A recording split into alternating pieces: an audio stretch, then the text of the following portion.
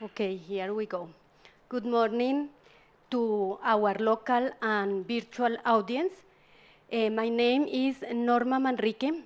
I work at the Alliance of Biodiversity International and the International Center for Tropical Agriculture, CIAT. I work there leading the strategy of conservation of cassava, a clonally propagated crop and resilient crop. Today, I have the honor to present this wonderful event on behalf of the International Potato Center. We will be discussing the importance of conserving crop diversity in gene banks, moreover, the importance of safety backup copies of those collections, and the alternatives that exist in order to implement those backup collections. This discussion will happen with a panel, a high-level panel that I'm going to invite to join me here. They are Alexandre Melo, scientist at the Gene Bank at the International Potato Center. Welcome. Carolina Gonzalez, scientist leader of agrobiodiversity at AgroSavia, which is the Colombian Corporation of Agriculture Research here in Colombia.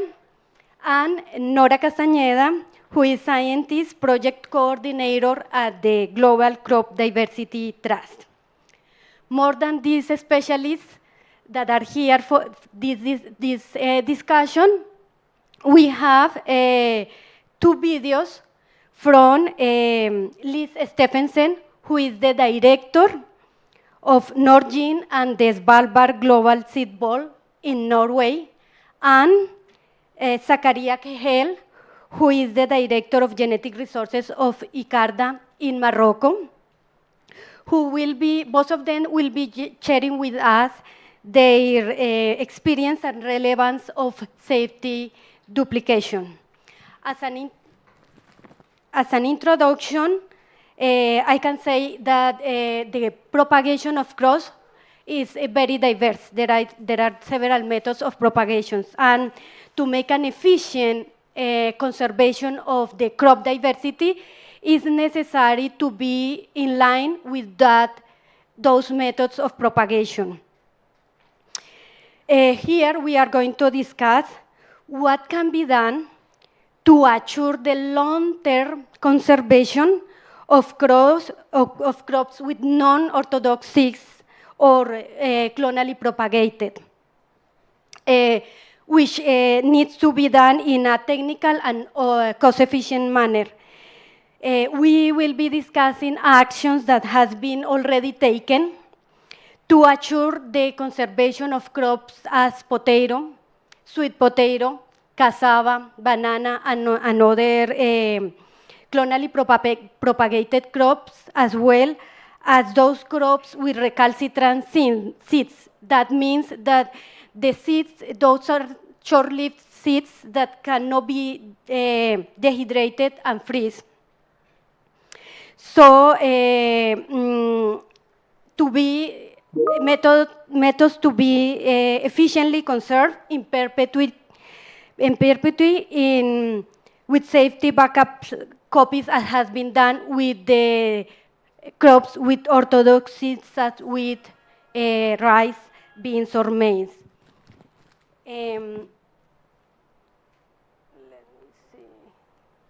In real life, how important are the backup copies in the gene banks, for the gene banks in the collections?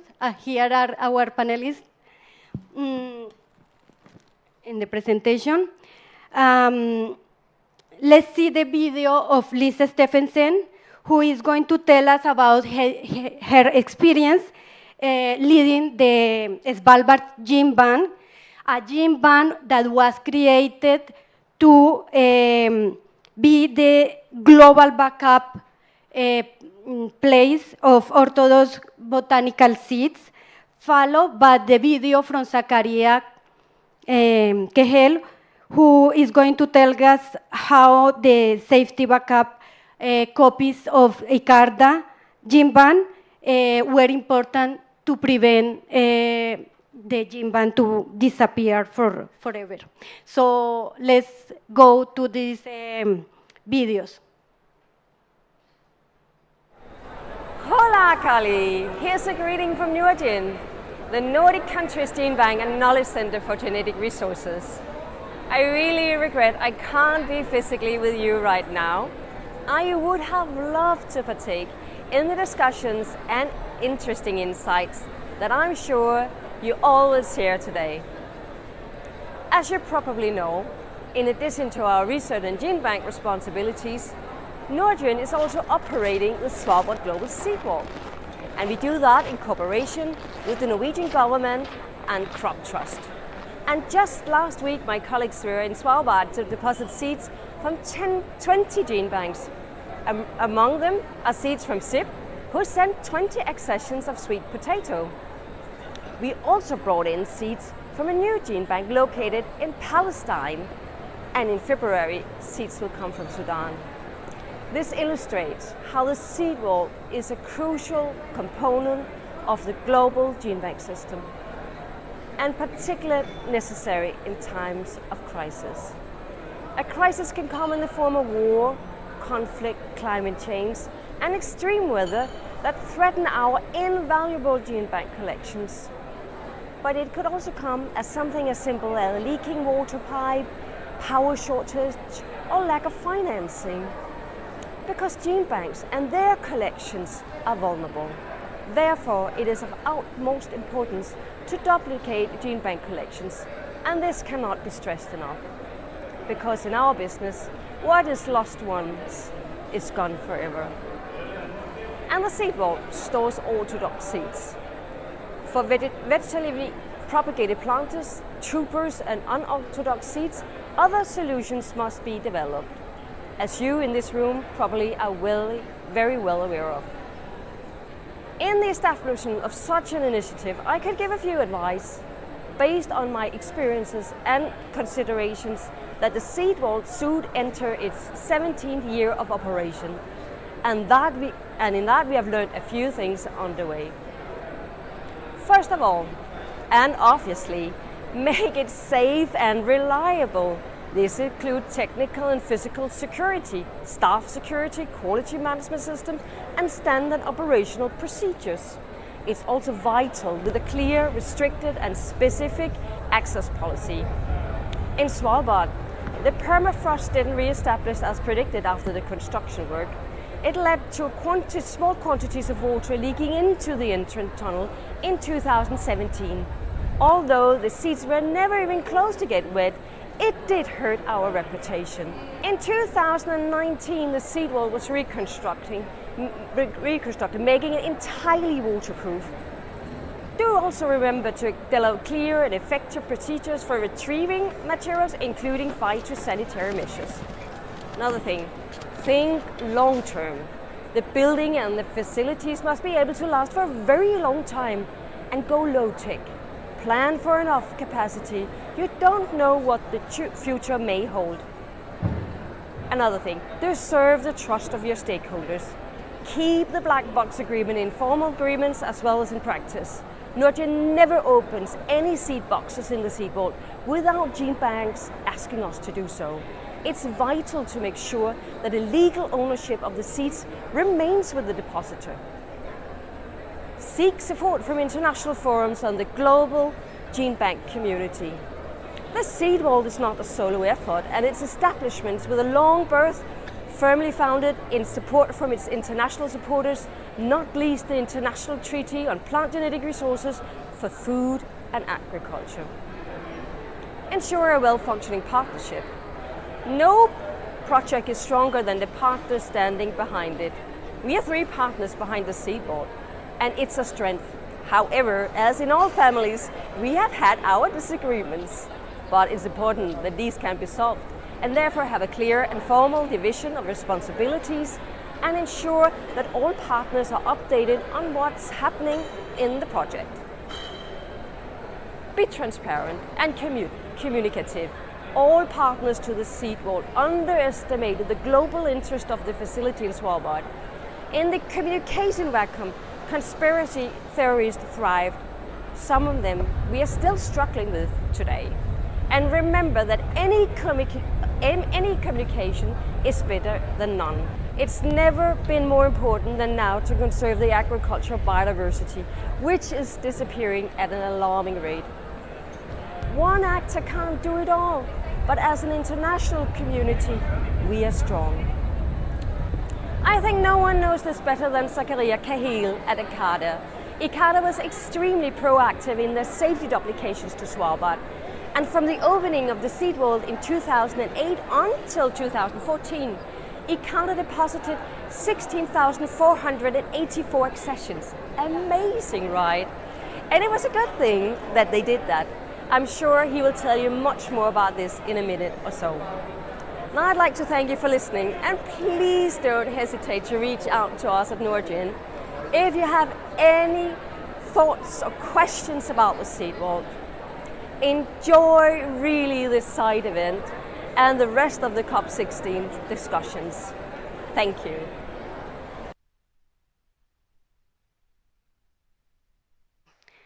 Now we go with the Zacarias video.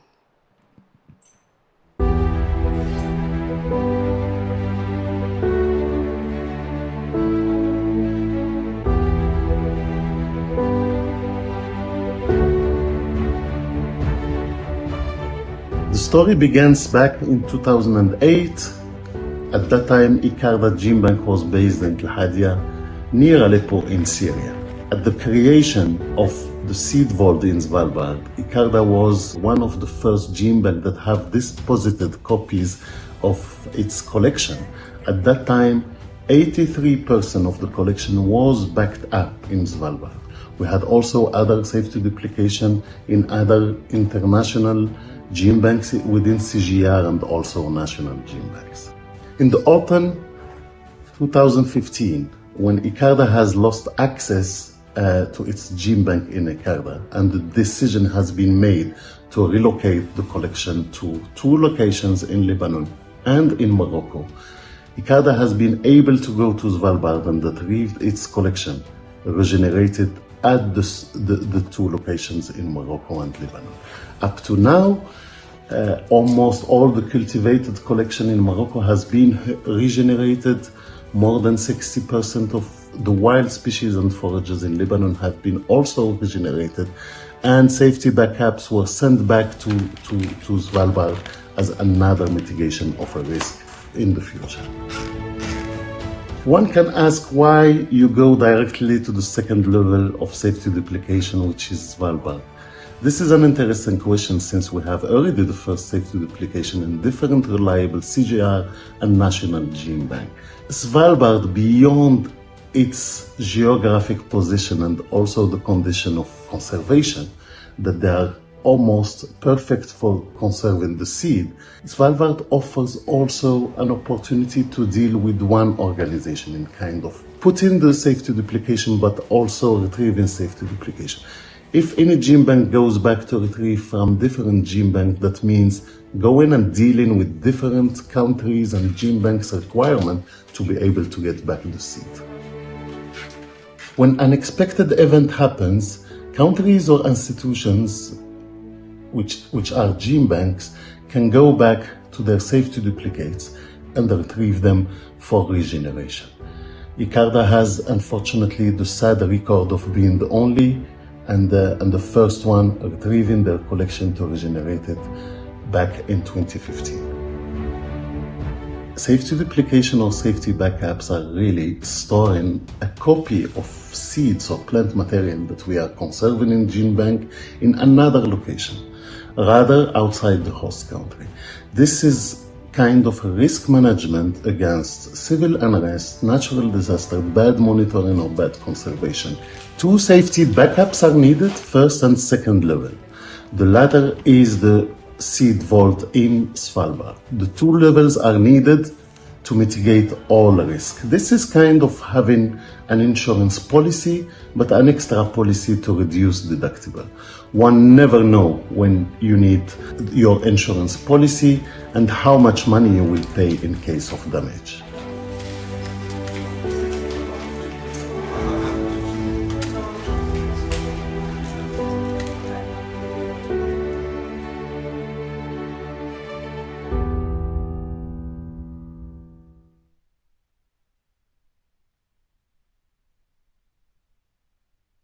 On messages from these two scientists. So let's have some reactions about these videos. Carolina, thanks for joining us today. Being a scientist working in a national gene bank and knowing how important and unique are these collections, I'm going to make the question in Spanish for you. First in English. Could you please give us your impressions about the importance of safety backup copies in the role of that in your institution plays? En Spanish is, por favor, ¿nos puedes dar tus impresiones sobre la importancia de las copias de seguridad para tu institución en el contexto de tu institución?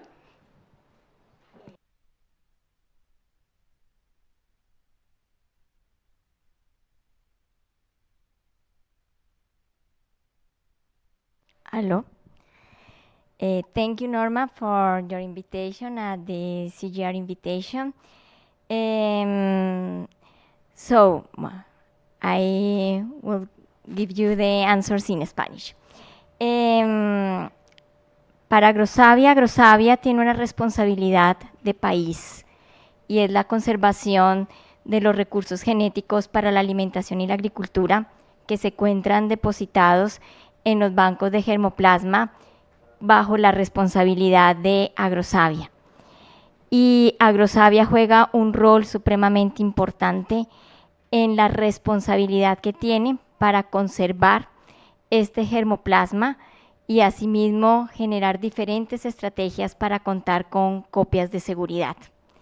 4 aspectos importantes que se consideran vitales en la responsabilidad que tiene Agrosavia en conservar este germoplasma y sus copias de seguridad. La primera es garantizar la conservación a largo plazo.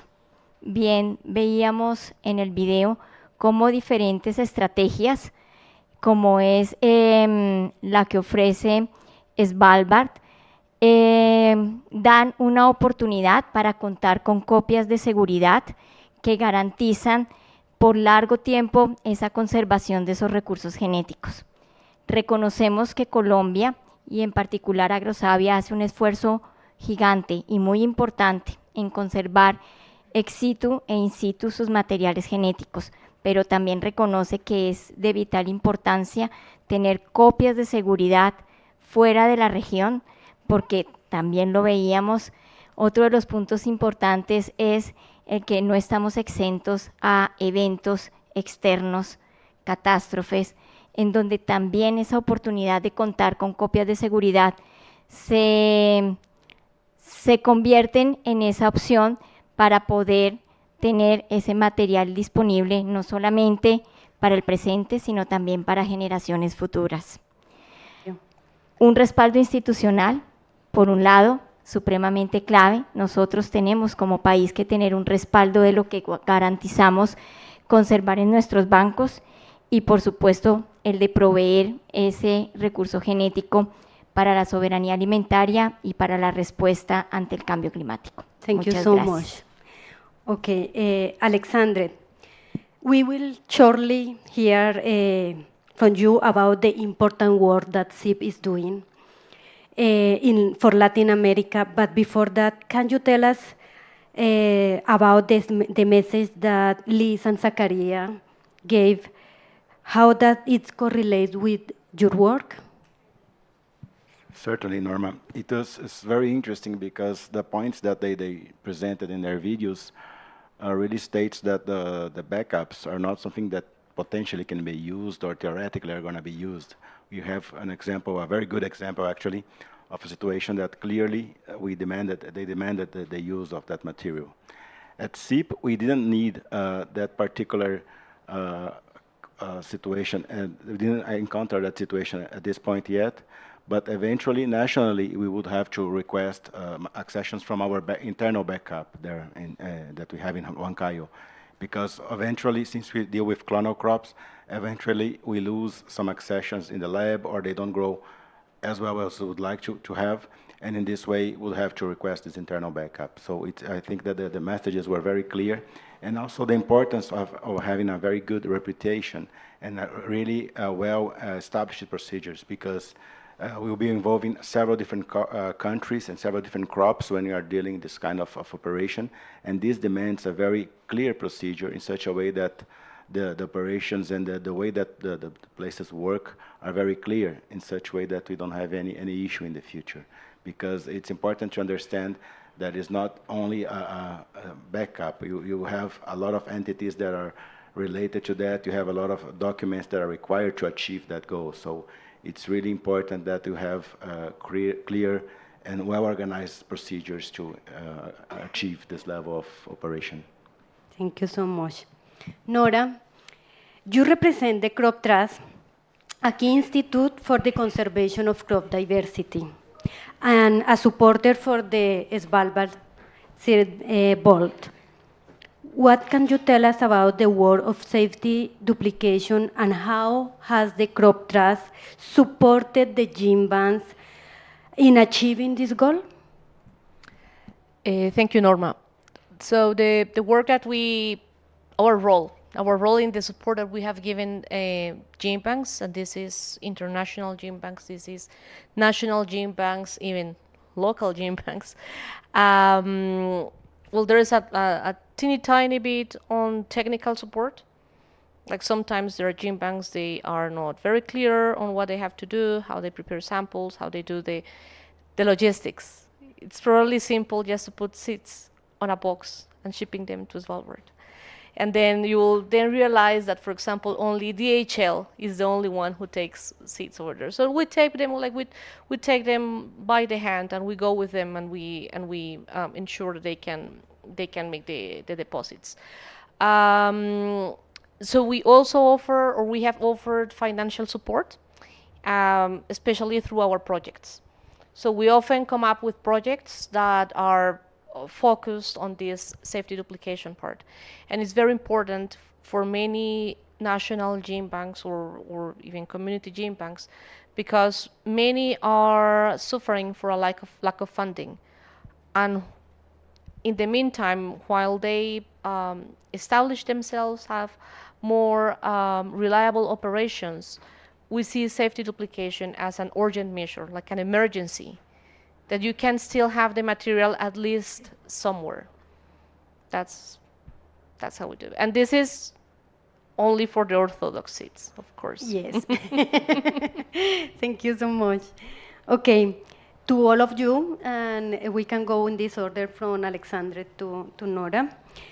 What are your views about the current loss of diversity and national and international gene banks? And this question in Spanish is, ¿cuáles son sus puntos de vista sobre la pérdida de diversidad actualmente, tanto en bancos de germoplasma a nivel nacional e internacional? It's another interesting question, because in the situation of clonal crops, these losses were huge. If you consider the pandemics, I know that several national and some international gene banks do preserve their collections still in greenhouses, in pots, or eventually in the fields. And they have a lot of issues regarding the maintenance of these accessions along the pandemic period of time. So it's tremendously important that we find alternatives to preserve on a safer way, because if by only keeping them in greenhouses and places that you don't have a very good control on their long-term maintenance, it's very risky. Carolina. Bien lo mencionaban, todos estos motores de cambio asociados a lo que es la variabilidad y el cambio climático, plagas y enfermedades, pandemias, se convierten en factores relevantes que provocan pérdida de diversidad, pero es ahí donde los bancos de germoplasma juegan un rol importante para entender ese valor que tienen y que pueden cumplir esos recursos genéticos para enfrentar estos riesgos asociados a estos factores y motores de cambio. Y el rescatar también esa biodiversidad que vemos ante estos motores de cambio que pueden soportar todas estas diferentes cambios que ocurren en el planeta, pues también nos llevan a identificar qué tenemos que conservar y cómo lo debemos hacer. Súper clave para los bancos de germoplasma, ese papel. Carolina, sí, muy importante conservar esa diversidad y desafortunadamente tenemos pérdida de esa diversidad, ¿no? Nora, ¿cuál es? Bueno, mi opinión en esto que me preguntas sobre la pérdida de materiales o de biodiversidad en bancos de germoplasma nacionales e internacionales, vuelvo al tema de mi primera respuesta, y es, obviamente los duplicados de seguridad son como la reacción de emergencia para prevenir un poco esta pérdida del material genético. Y lo segundo es un énfasis muy fuerte en el establecimiento de operaciones, de tener manuales de operación, tener que el personal esté suficientemente capacitado para desarrollar y para poder seguir unos procedimientos estándares. Afortunadamente contamos con unos estándares para manejo de bancos de germoplasma desarrollados por la FAO, que es una guía, y siempre la invitación es que los bancos adopten. Y uno cree que es fácil, pero no es fácil. Toma tiempito. Yes, thank you. Let's go back to English. We are mixing Spanish and English well. So now we are going to introduce our key speaker after this initial point of view. For many crops, the seed bulb in Svalbard is the main place to put the backup copies collection for botanical seeds, as the panelists already remarked that point. But what about the clonal and recalcitrant seed crops that cannot be conserved over there in the Svalbard seed bulb?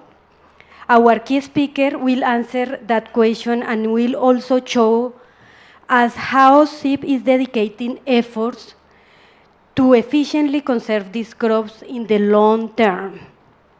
More than that, how they are promoting and implementing a regional strategy in Latin America, integrating not only national but international gene bank, but assuring that the local diversity managed by small farmer holders are duly preserved in perpetuity through a new modern and very efficient methodology, cryopreservation. What is cryopreservation? How can it be implemented? Are there real and successful examples of cryopreservation of plants? Well, part of these questions will be answered by our keynote speaker, Alexandre Melo. Thank you very much, Norma. So it's very interesting to initiate this presentation, mentioning that, as Lisa stated, we do, as SIP, send some samples, some seeds to Svalbard. But what we send actually are samples from our wild relative species, because they are propagated as botanical seeds, and these are the type of materials that we ship. But regarding usually the land races, it's a completely different story, and this is one of the things that I'd like to highlight today. So as we've discussed here, and clearly in all the different presentations that we had here at COP16, the climate change indicators certainly won't be achieved as expected. In this way, the biodiversity is in tremendous risk, because some of these crops, as I mentioned, are exposed to the natural conditions, and in this way, they are in tremendous risk of losses. So it's urgent that we find alternatives to mitigate this issue in such a way that we can preserve this diversity, as we understand that the diversity would bring a lot of alternatives for us in the future. As we've learned from the two previous videos, we are in good hands regarding the preservation of orthodox seeds, so the seeds that can be regularly stored under minus 20 degrees Celsius are in good hands. We have really well-established procedures to preserve them. They can be renovated after a long period of time, so usually the cost of maintaining this type of seed is much easier in comparison to other crops. It's interesting to mention that in addition to the orthodox seeds, we have clonal crops that are crops that are unique in their genetic composition, and that usually commercially they are propagated as tubers or as storage roots or slips, but not as botanical seeds, because their botanical seeds are going to be a completely different individual. So this is one of our major bottlenecks, is how to preserve this type of collection in the long term.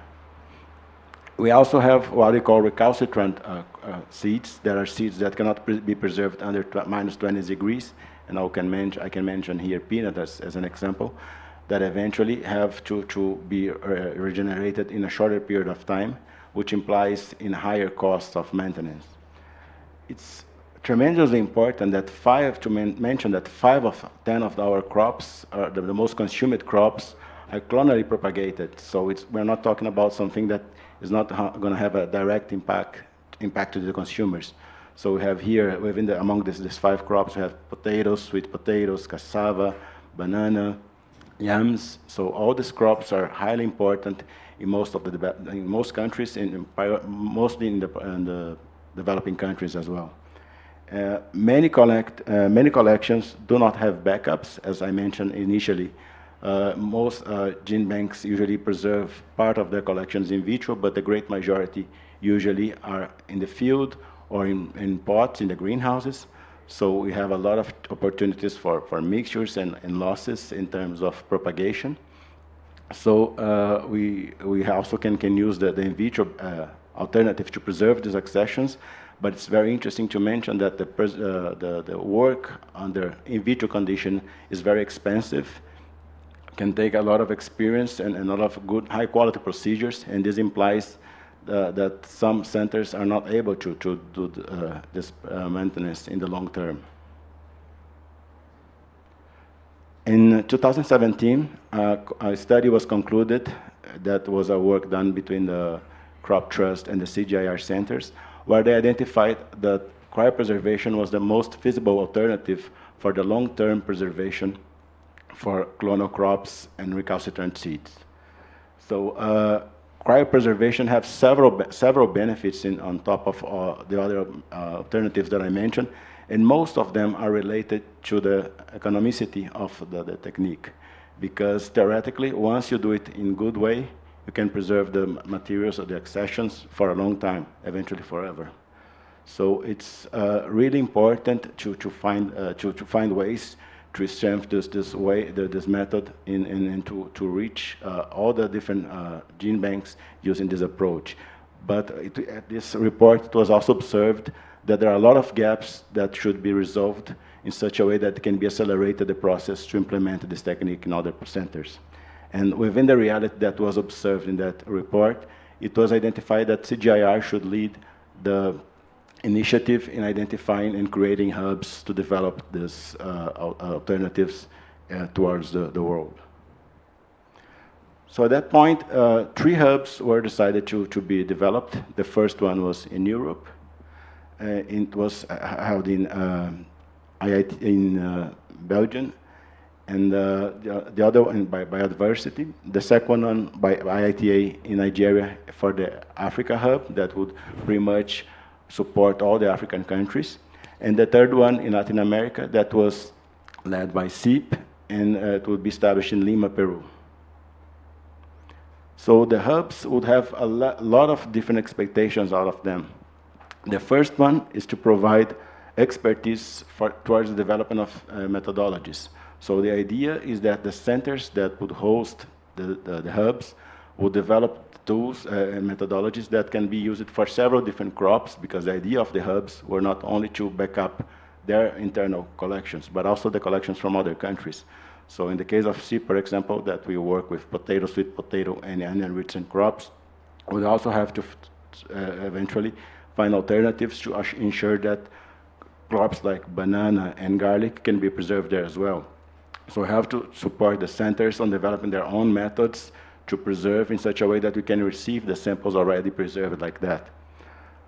We also were supposed to develop a lot of capacity building with the different national centers. So as we'll see in the near future slides, we did this, and it's very important that the way that the system was developed was in such a way that we can strengthen the whole capacity of the teams, not only specific aspects, but the entire aspects that are related to the development of the technique. We also were supposed to provide operational services, receive the backups once the national centers develop these backups, work on the really good well procedures for database management, develop a very strict dynamic structures, and according to the development of the hub, we were supposed to add new partners to make sure that we have a long-term establishment of the system. As you know, Latin America has a very mega biodiverse system, and it's really important to highlight that we have 3 major crops that were originated in this region. So we have potato, sweet potato, and cassava that are very important to the region and for other countries as well, but they are all originated in this region. So the greatest diversity of these crops are identified here. In the case of CIP's collection, for example, almost 90% of the collection come from the Andean region. So if you lose this diversity, we are going to lose most of the possibilities that you have of using these potential traits in future crosses. So it's essential that you find ways to make sure that we preserve these collections. So CIP was selected as one of the centers to support on this initiative, mostly because it has a longest experience in preserving this type of collection. So currently, we have more than 90% of our potato collection, that is approximately 5,000 accessions, cryopreserved with a rate of more than 65% of efficiency. We have a little bit more than 10% of sweet potato in cryopreservation as well. And it's very interesting here that it's important to observe that each crop has a different way to be cryopreserved. They so have some specificities, and some crops are more complex, more laborious than other ones. So in the case of sweet potato, we observe that the efficiency rate is much lower than potato, and in this way you have to develop alternatives to overcome this issue. We also are developing protocols for uyuco, yacon, and botanical seeds for potatoes, so we are also searching for other scientific ways to preserve botanical seeds as well. And one of the major milestones that we achieved is the creation of a national bank. We already have a duplication of our national collection as cryopreserved samples. So currently we have in Huancayo, that is 200 kilometers apart from Lima, a national gene bank. As Zakaria mentioned, it's very important to have 2 different levels of backups, and our first level is at Huancayo, so we have our potato and sweet potato collection. Currently, they are preserved in vitro, but in the case of potato, we already have part of the collection as cryopreserved samples. And this is very important because every other year, we are sending samples of potatoes to be preserved at Huancayo. So by having our collection already cryopreserved, you don't have to do this anymore. So annually, we are saving approximately $7,000 with this operation, And we do expect to increase this number by $30,000 a year once we have our entire potato collection as cryopreservation tool. When we have the sweet potato collection as well, we pretty much going to double the savings that can be used in other ways in the bank. And this is the expectations that we have also from the international backups, because by having these backups externally, preserved in this way, we are going to be saving the same amount of money. In addition to that, you are minimizing the risks of losing the samples along the process, on the shipping processes. And this is one of the most interesting aspects of the technique. As long as you have liquid nitrogen, your plants are safe. So the initiative is of developing a hub started in 2022 with the development of this first Latin American workshop held in Lima, where we have researchers from 14 different countries from all the national centers. And at this opportunity we discussed all the difficulties, the issues, and the opportunities that would have to develop a hub for cryopreservation. So initially, the major goal was really to understand what are the gaps within each country and what should be done in such a way that you can eventually, in the near future, reach the capability of cryopreserving the plants from all the different centers. One of the things that is important to mention is that one of the milestones of this first event is that we developed a community of practice where we constantly can update all the needs and the requirements of each country in such a way that we grow and develop things together. So after this initial meeting, we have capacity building of more than 10 different countries. So we capacitate all the teams from each center. So each center requested us, suggested the person that should be trained. And the idea was that people had the hands-on experience in such a way that once they get back to their country, they were able to prepare their own samples. So the idea here is that CIP would not receive the plants in vitro. They would receive the samples already cryopreserved, in such a way that they directly be stored in the same model that we have at Svalbard. So the idea is that we work as a black box. We don't touch the materials that will be shipped to CIP. Pretty much only store these materials as long as they need. We already have 7 MOUs with 7 different countries showing their interest in preserving these materials at CIP. We already have 2 formal commitments with Ecuador and Chile for sending their materials for garlic and peanuts to Peru once we have the bank already established and in place. One of the major deliverables that we have out of this discussion and this work in partnership with the other countries was the creation of this video that is pretty much a SOP on a video form.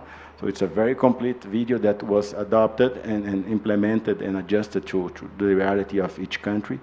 And this is one of I believe, one of the major achievements of this initial steps of the project. And we also got a grant to develop a cryovault that actually is going to be our mini Svalbard or our Latin American hub to preserve the clonal propagated crops and recalcitrant seeds. So it's going to be the largest cryobank for plants in Latin America with a capacity to up to 70,000 plants, types of accessions. The construction should be concluded within the next month. So hopefully by the end of the year, that everything is going to be already in place. And this was supported by GIZ, and in a very short period of time, we were able to build and have all the facilities to receive the materials in the near future.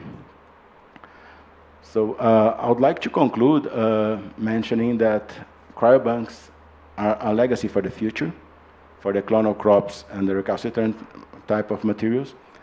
There is no other methodology as efficient as cryogenics for long-term conservation.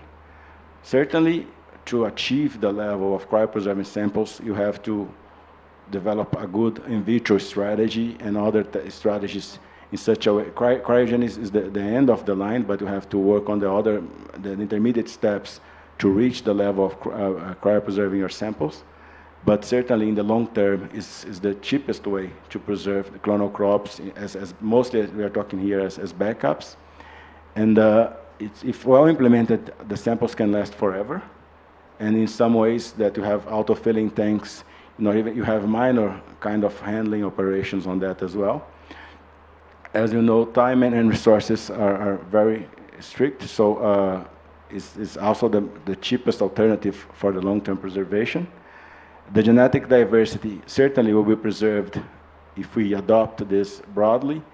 And one of the interesting aspects that we've learned from this process is that all the things that were done here can be adopted by any other country as long as they use their own capacities and adjust the things with their, the things that the steps that are needed with the regulations of the different countries. With that, I would like to thank you for the attention. Perfect time. Okay, so after all of this introduction, we already put on the table all the topics, why the gene banks are important, the alternatives for clonal crops, the crop trust, how it's helping us with the protocols, with the support, how in reality the gene banks are our support for agriculture, as Carolina said. And so now that we have all of this on the table, Carolina, what are your views and insights about the Latin American Network of Cryopreservation? How do you see the benefit of this initiative and network for national gene bank as the one that AgroSavia has the responsibility to lead? Let me put you that question in Spanish. ¿Cuáles son los puntos de vista y perspectivas, tus puntos de vista sobre la red latinoamericana de crioconservación y qué beneficios ves de implementar esta alternativa para bancos y esta red para bancos de germoplasma nacionales como el que tiene AgroSavia la responsabilidad de proteger? Gracias, Norma. Hemos tenido la oportunidad y la fortuna de ser parte de esta red. Esta red nos ha permitido conocer y empezar a implementar protocolos de crío específicamente en papa, pero también el que la red permita extenderse a otros países de América Latina no solamente permite el que seamos receptores de capacitaciones, sino también el de proveer capacitaciones y fortalecer técnicas que tenemos estandarizadas en nuestros bancos y que pueden ser utilizadas por otros bancos nacionales, como es el caso de México. Con México hemos tenido una oportunidad importante de recibirlos en nuestros bancos, el de también dar a conocer lo que hemos venido haciendo en términos de crío con palmáceas y papayuela, pero asimismo con Perú fortalecer lo que necesitamos también para nuestra colección colombiana de papa que conservamos para nuestro país. Y ahí es como nos damos cuenta que una red es vital para fortalecernos como red nacional en temas de crioconservación, pero en realidad en esa misión de conservar estos recursos genéticos por largos periodos de tiempo. También vamos a ser parte de este libro que se mencionó, donde estas experiencias ayudan a motivar incluso a los países que todos, entre todos podemos hacer más. Y lo importante es, por supuesto, el reto grande, entre todos también unir esfuerzos para conseguir recursos y empezar a fortalecernos. Y como Banco Nacional, pues es importante el tener una estrategia de fortalecimiento interna, pero contar con esas estrategias que nos permitan fortalecer y, por qué no, también tener opciones de copias de seguridad en otros bancos. Gracias. Gracias, thank you so much. Nora, how an initiative like this one can be supported? What can be the role of crop trust in the successful implementation of this initiative? Thank you, Norma. So I think we can go back to the feasibility study, no? That it was a thing that we did together, the CGIAR gene banks and the crop trust. And this feasibility study, even before that feasibility study, there was a realization that we needed something for safety backups of clonal crops. And there was even an idea of having a tropical Svalbard. And someone once mentioned, we have to do it in the middle of the Amazon. So they have it in the North Pole, we'll have ours in the middle of the Amazon. But then the feasibility study showed that, like, this idea of having hubs and starting with existing potential hubs.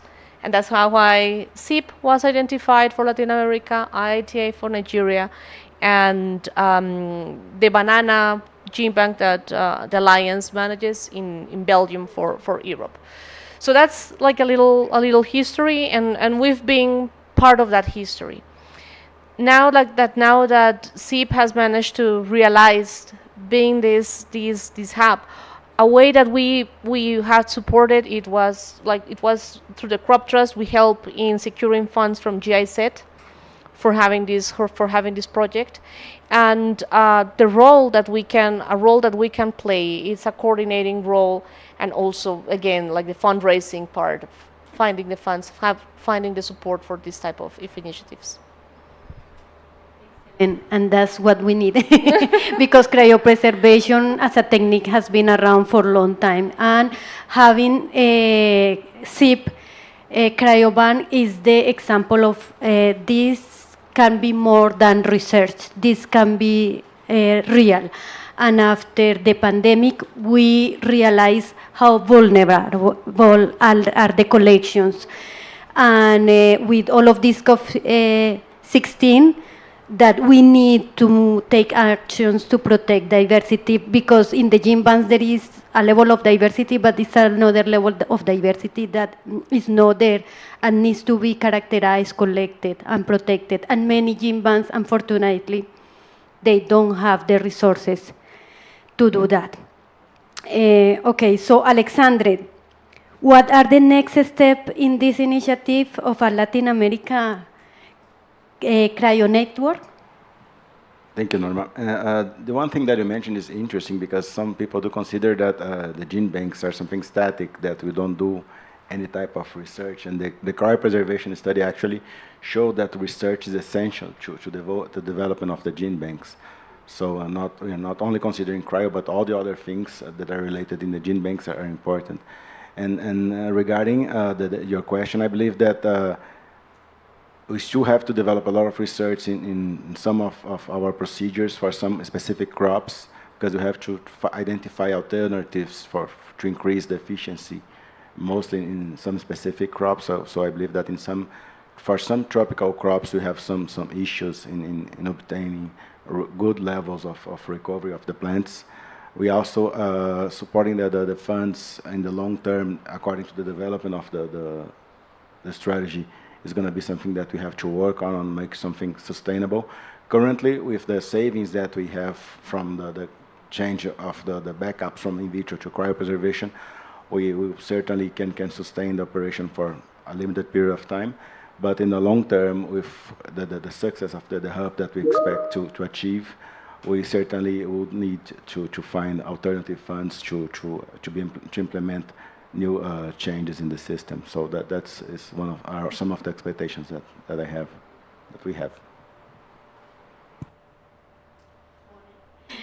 In many cases, money is one of those key factors.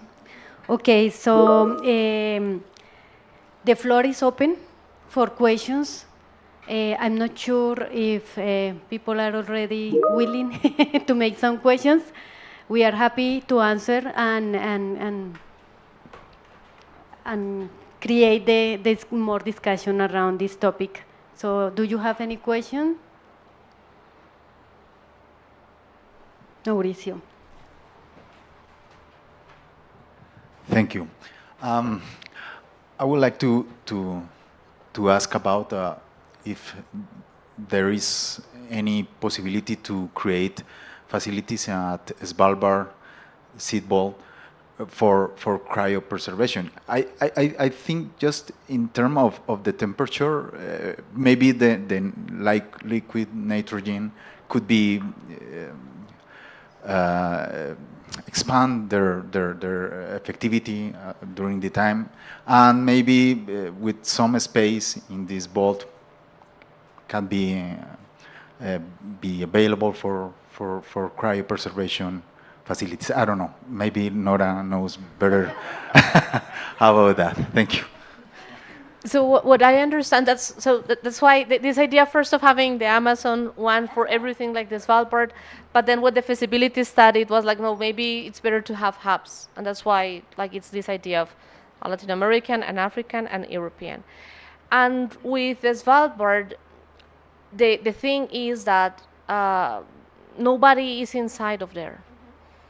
So you don't have a staff that it's regularly inside of the vault. And Norgen, like what they showed in the video of Lise, Asmund, he is the one in charge of opening the door and receiving the boxes. He goes there here and there, but he doesn't live in the Svalbard itself. So I think that part of the logistics is missing. Then I would suppose there will be need of one very key thing for deciding on the hubs is the availability of the nitrogen. And that's one thing, like why the idea was, in fact, that's a key factor, because this methodology was created to freeze the material in liquid nitrogen, which is minus 196 Celsius, and even is considered, sorry that I also give my contributions based on in my personal experience, that even cryopreservation is being considered as an alternative, probably to make longer the conservation of orthodox seeds. At this point, is no something that is being experimented or considered to be implemented, because already there is a very strong and nice platform for the conservation of orthodox seeds. So, but this being in liquid nitrogen minus 196 Celsius is key, and Svalbard, unfortunately, is not giving those conditions. Many of this material also is cryopreserved using tissue culture techniques. So it's necessary to have all of that kind of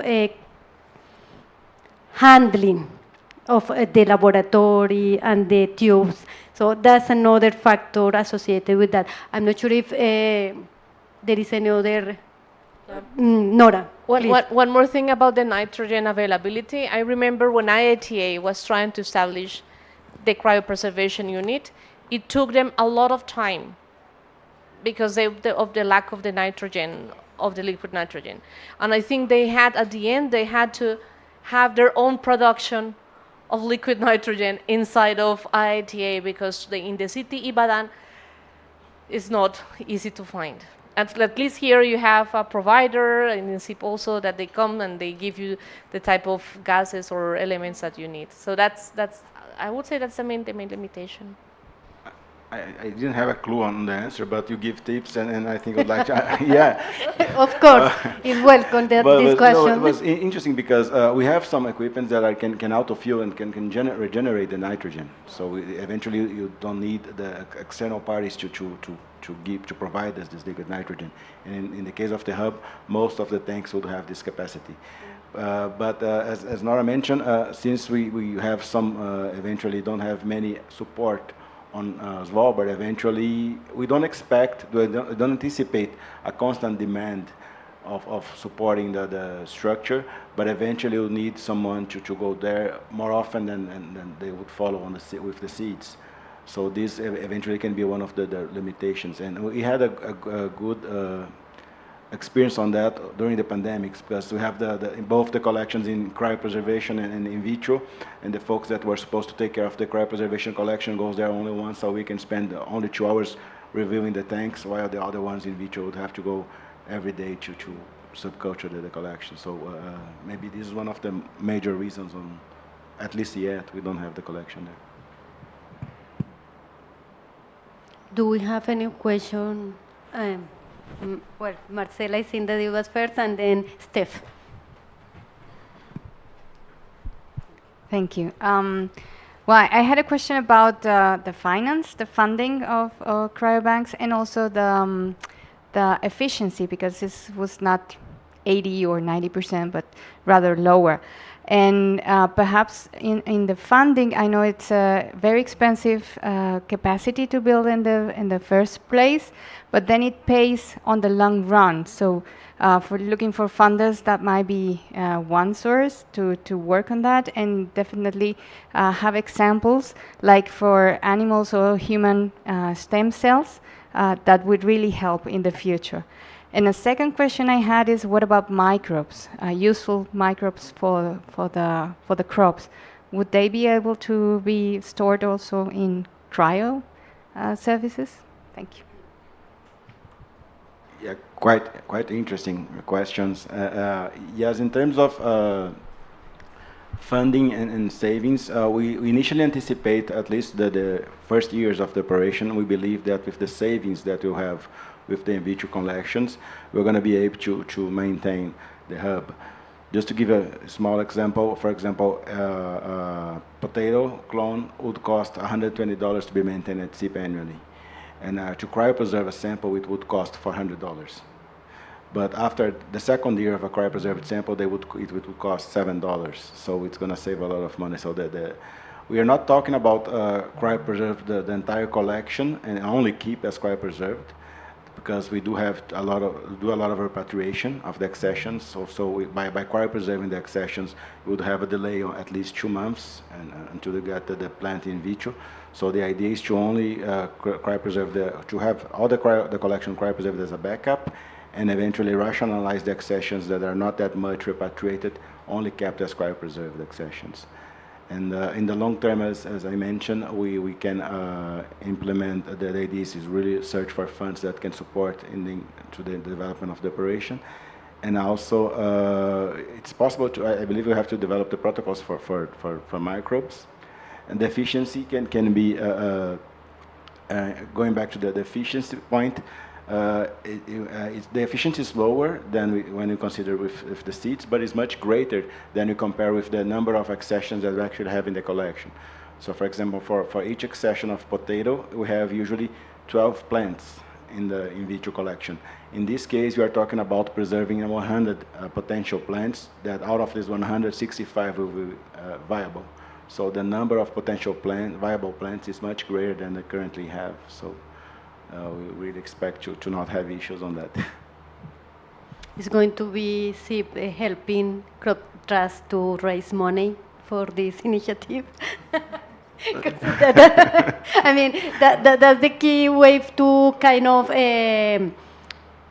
use more efficiently the money for SIP, but thinking in all the gene banks that are, for example, at least in Latin America or in a global initiative, money is key. Probably it's going to do that SIP, or? Well, I think we started together, and we're going to have to get to this together as well, right? And I believe that one of the major requirements with the entire process is really to have good in vitro procedures. I think this is the major issue that we have, because cryopreservation is just the end of the line. All the intermediate processes are the more complex ones, to make sure that you have your samples free of viruses, and because cryopreservation can preserve the virus as well. So you have to make sure. Viruses. Clean from viruses. So you have to make sure that all these different steps should be achieved prior to have a very efficient cryopreservation sample. What are your questions? Yes, I also have two questions. What about the economics? Because of course the argument is that you can have cryopreservation and then you don't need the expensive in vitro anymore. But on the other hand, the gene banks also want to have continuous use, no? And so, and I guess to send it off for use, it is easier from in vitro than from cryo. So will it really replace in vitro? That is one question. And will that, or will the two be maintained in parallel?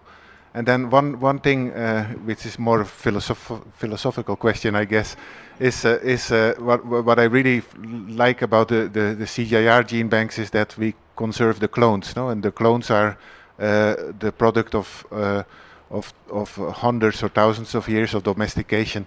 So we maintain the actual clone.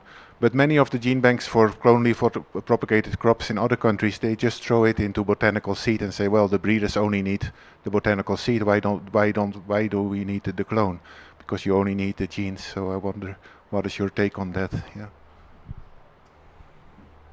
Well, Steph, yeah, as I mentioned, the idea is to certainly backup. Our backups would be preserved 100% in cryopreservation. That's the goal, the initial goal. That we have our national and our international collections preserved 100% as cryopreserved samples. We still are going to keep our, so by having this in place, we'll reduce our activities in 66% because we have almost 3 collections. We preserve 3 collections. So we still have going to keep the in vitro collection. Certainly, we're going to rationalize it in a way that only the accessions that are repatriated, or shared more often, are kept as in vitro samples, because this will reduce, doesn't justify, we have, for example, in the case of potato, it's minimum, but we still have some couple accessions that eventually are duplicates, so it's the ones that are already cryopreserved, we are going to keep like that. But in this way, the idea is that we don't delay our operational process on sharing materials, since the active collection, one of the active collections will be in vitro. It's interesting that in the case you work directly with the growers, you know the importance of in situ conservation, and it's interesting to have a collection preserved in 3 different ways, because eventually you can compare how one clone evolved within this different 3 methodology, and since 2 of them will be static and the other one will be evolved in the field, so this is one of the interesting aspects that I mentioned. And regarding the botanical seeds, I believe that you have eventually the genes, but you lose the real product. Living in Peru, you know how important the land races are to their communities. So I think that in that case, in that particular case, a trait does not suffice the needs that the growers eventually will have. So I think it's really important to preserve the accessions, being in the center of diversity and the origin of these crops. That question, both questions that you did, because once the material is cryopreserved, the discussion, because is already on the table, that discussion, at least in the clonal gene banks of the CGIAR, should we eliminate part of the accessions that are never distributed from the in vitro collection, and part of what the point of view from the Alliance is we are trying to promote the use of these germplasms. We now have more tools, and of course we need to look for funding in order to discover that value that each one of those 4,000, 5,000, 6,000 accessions have. So probably if they are already in cryopreservation, instead of conserving 5 tubes as we do per accession, we can rationalize by conserving only 3 tubes or 2 tubes in order to have the germplasms ready to be distributed for scientists, for us to study that diversity, for breeders, for farmers. So part of the collections probably are not distributed, but keeping them available for distribution could be like that, just reducing the number of tubes, because of course from cryo can be recover, but it's gonna take a little bit longer, probably 4 months, than having the material in active grow. And about that question of conserving only seeds, those configurations that were selected, those clones that were selected for thousands of years by the farmers in the different conditions are unique. And of course, that diversity keeps evolving in situ. And we need to keep working and protecting both type of collections. It's important to have that complementarity, because while in the gene banks we have that diversity available for farmers, breeders, and scientists in an easy way, clean of viruses, in the field is evolving new diversity, is facing the climate change, is facing the different conditions of the soil, the temperature, and it is important to keep both type of conservations. Okay, so more questions or any other thoughts? Julian. Yes, thank you. Just to complement the idea of the rationalization, that there is right now the tendency with this technology of cryopreservation. In SIP, the first core crop potato is right now with an objective of rationalization, the in vitro collection with cryopreservation. But the decision of which material will be passed to cryo, just only in cryo, we need a lot of information. In the case of potato, we are lucky that we have molecular information, morphological information, distribution information, name, local names. So with all this information, we try to figure out which material will be put just only in cryo, even though it's a hard work to do that. So in the case of potato, that we have a lot of information, still we need more information to have the best decision which material go to just only cryo. I don't know exactly what happened with the rest of crops, yeah, but it's that the topic of rationalization just from cryopreservation, so in the ideally is nice and it could be very efficient, the collections, but the problem is that how we decide which material go from cryo. We don't know. We know that the material will not be eliminated just in cryo, and the efficiency of preservation in cryo is higher, no? 60% of recovering is higher, no? But in other crop, that sweet potato is lower, and another crop, Andean crop, is high lower. So this process of rationalization is right now is still in a process to identify the best criteria to do it, no? I think it's something that we need still working on it. Thank you. That Julian mentioned one point that is very interesting is that a lot of accessions from all the clonal crops are very alike.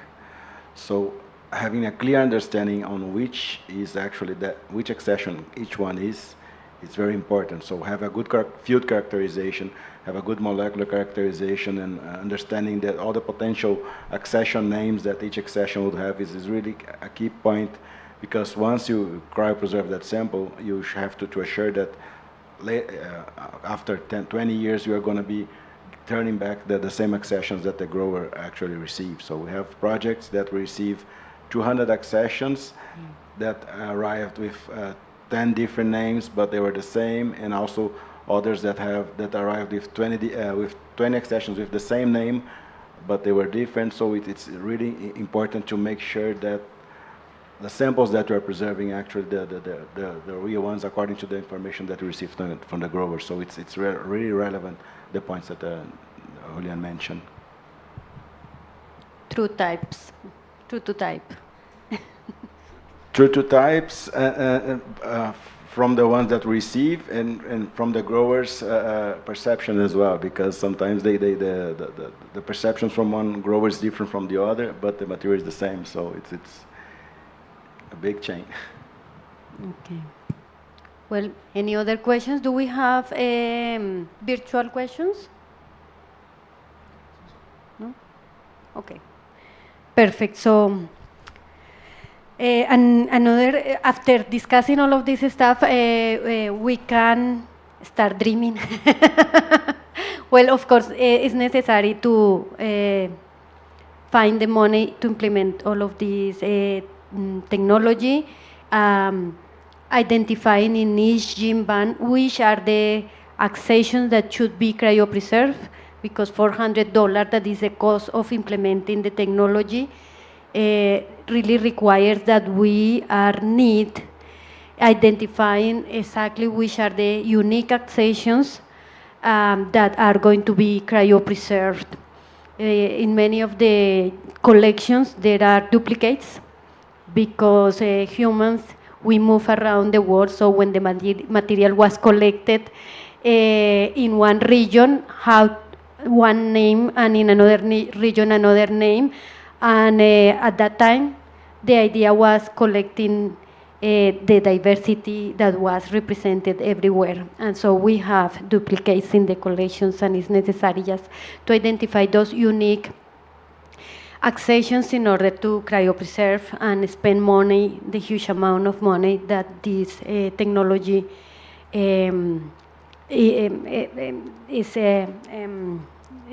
cost in an efficient manner. But after all of this discussion, and if we are able to implement this technology, at least in those most important crops as in Latin America, as potato, cassava, sweet potato, that are key for us, for our food security.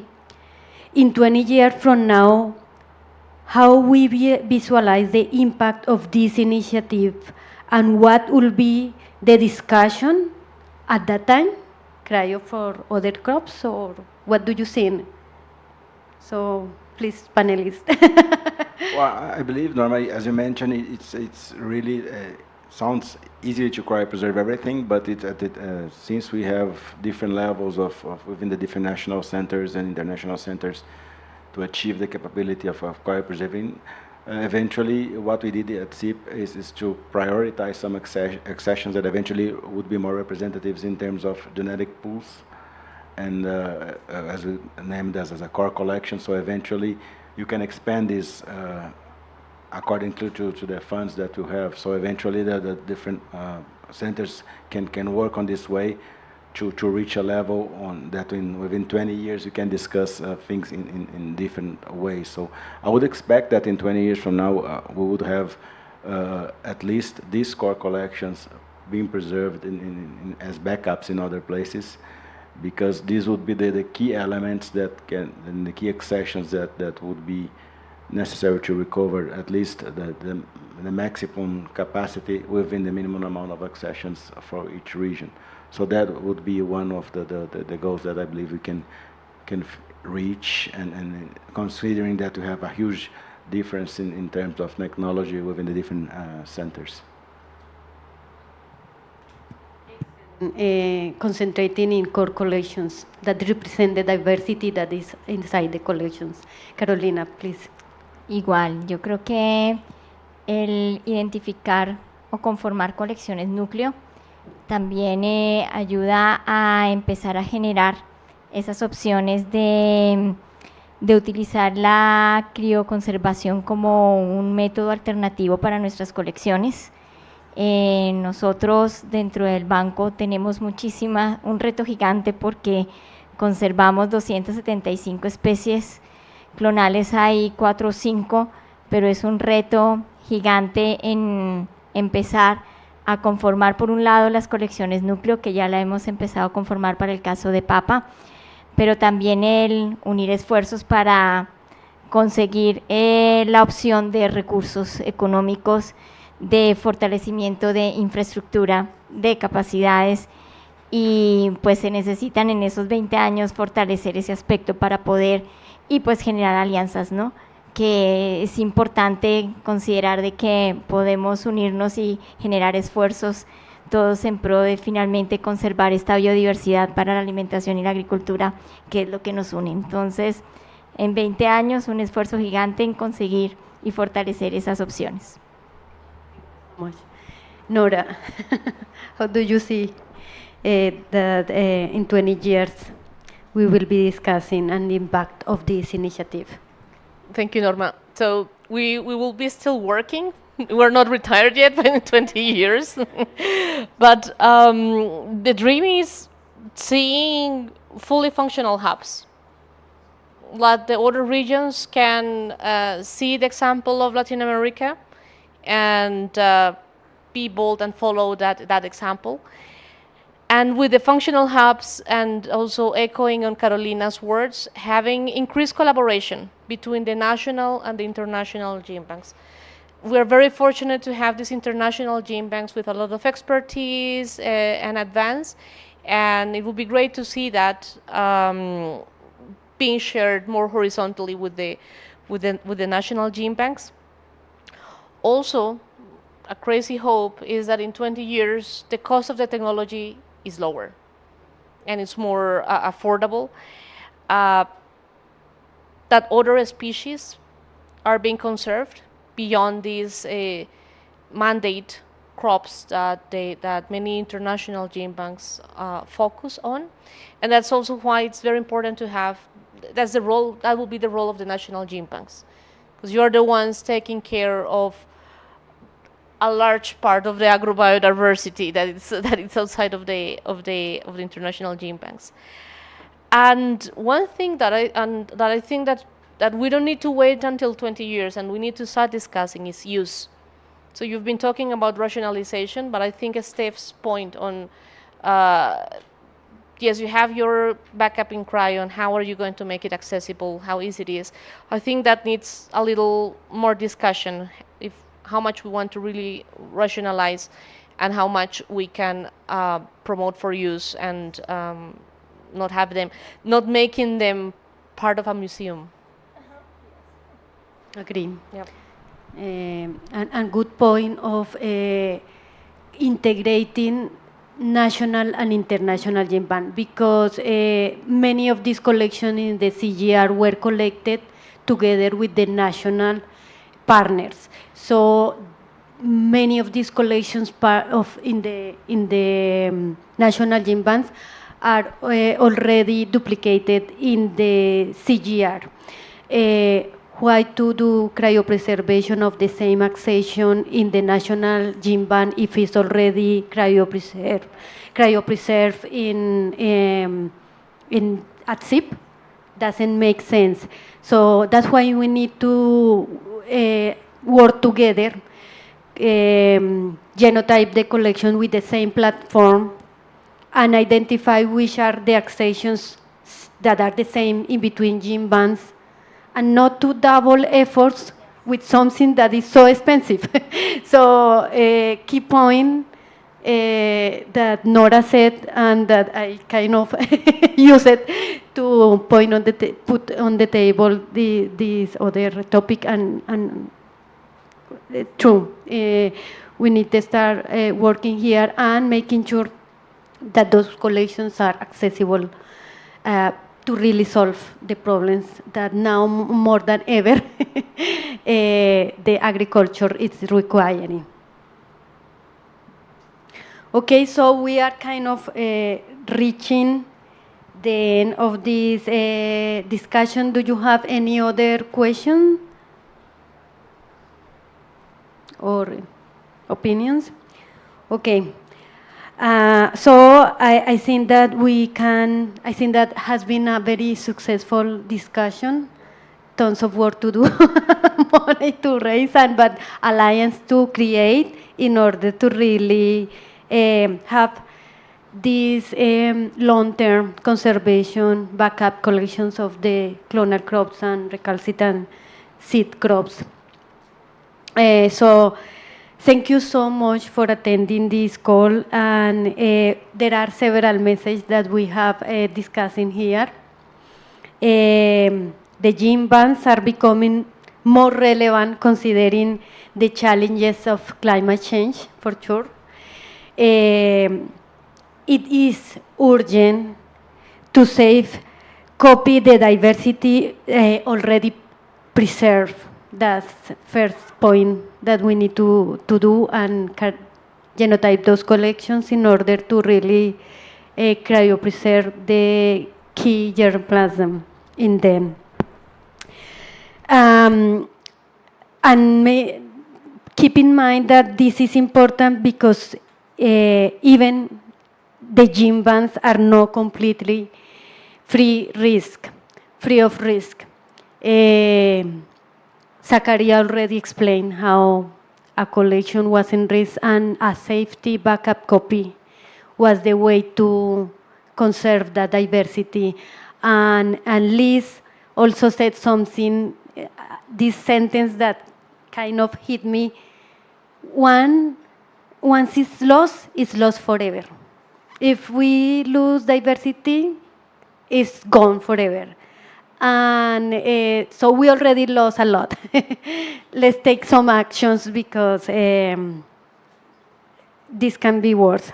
Cryopreservation is a viable technology.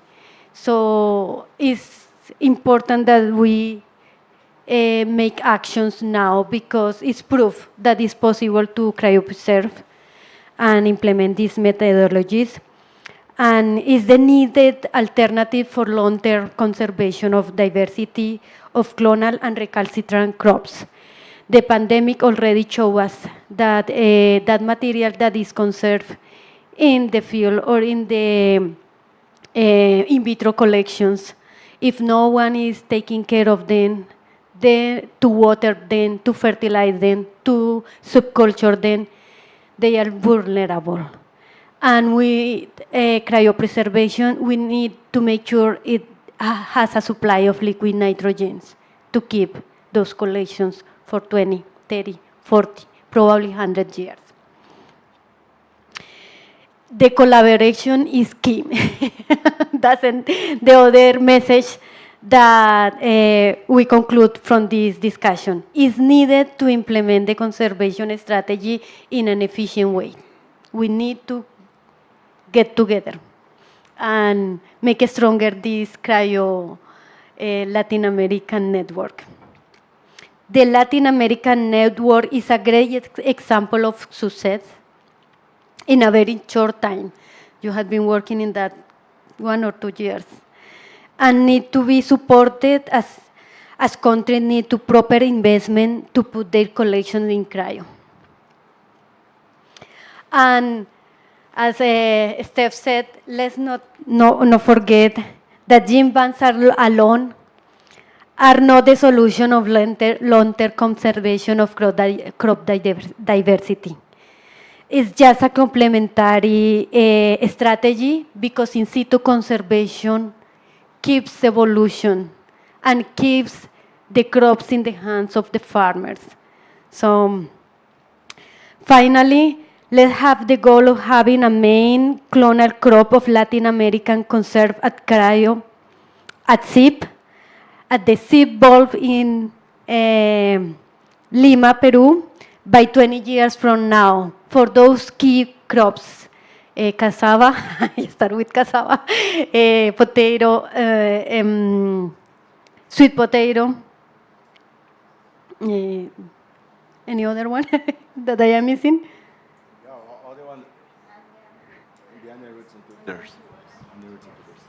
Okay, perfect. So thank you so much for coming to this discussion, and let's get together. Okay.